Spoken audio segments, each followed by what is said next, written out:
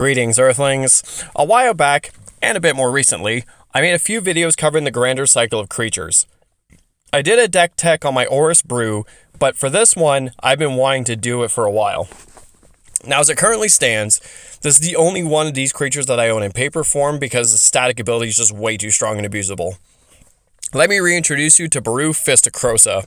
For 3 and 2 green, we got a 4/4 human druid with the ability where, whenever a forest comes into play, green creatures you control get +1/+1 and trample to end a turn. His grander ability is kind of an afterthought, but it can still be used to an extent. Let's jump right in. I wanted to make this video a bit longer than my usual deck text because this deck is pretty multifaceted, and we're going to delve pretty deep into this one. Let's preface this deck by stating that Baru's static ability doesn't care about who drops in forests, so long as anyone does. Opposing green decks will be your best friend, but to ensure as much value as possible, we've got Yavimaya, Cradle of Growth, which can be fished out with cards like Expedition Map, Temp with Discovery, Crop Rotation, and one that I don't see talked about a whole lot, Urza's Cave. We can also ensure our own revegetation with Dryad of the Elysian Grove. Ironically, there aren't a lot of cards in green that fix your land types, which seems odd to me, but whatever. The main thing about this deck is being able to clone Baru and ramp his ability up to 11. So just as mentioned in my previous grander videos, we're running Mirror Gallery, Mirror Box, Helm of the Host, and some more interesting ones like Mirror Pool, Bramble Sovereign, Dutiful Replicator, and Springheart Nantuko. The fun thing about Mirror Box is that non-token creatures get +1/+1 for each other creature on the field with the same name. Now, of course, we will be making token copies, but if you have 3 copies of Baru, he's now just a base 7/7 beefcake. A card that is pretty strong in any green deck, but makes this one go dummy, is the Gilded Goose known as the Shyest Soul of the Wild. Being able to have forest creatures mean that it's now no longer just your lands that bolster your field. Having land creatures, though, can introduce the problem of summoning sickness, but that's where cards like Concordant Crossroads and 1000-Year Elixir can come in handy. More examples of fun forest generators are Awaken the Woods, Skyshroud Claim, Nature's Lore, and Eudora Grave Gardener. Want other things that benefit you for your forests? Beacon of Creation, Blanchwood Armor, and Vernal Bloom. Reach of Branches is actually a really underrated one that I just came across recently and can really help your board state in a pinch.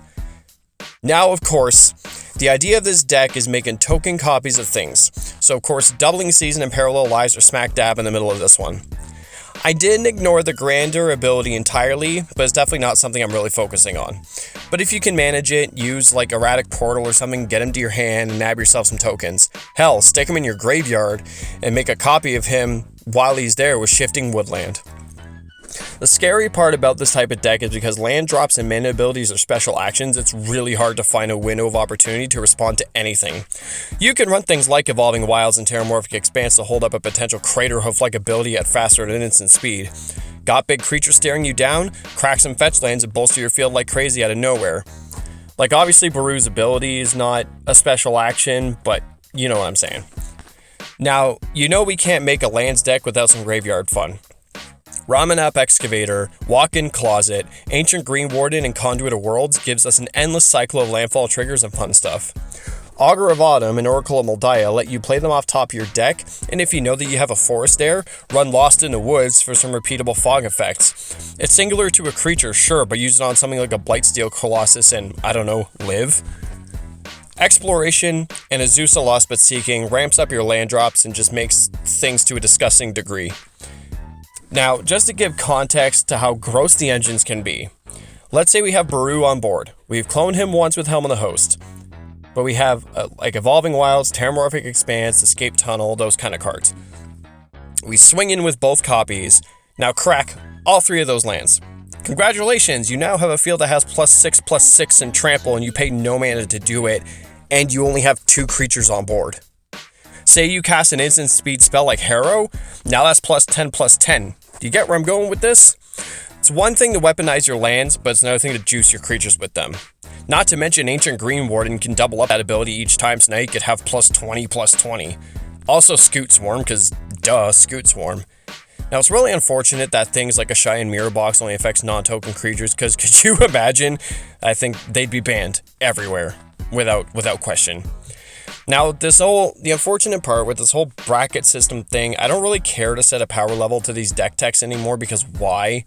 But I think it'd be really strong if not dealt with properly. But yeah, that's that. That's the deck.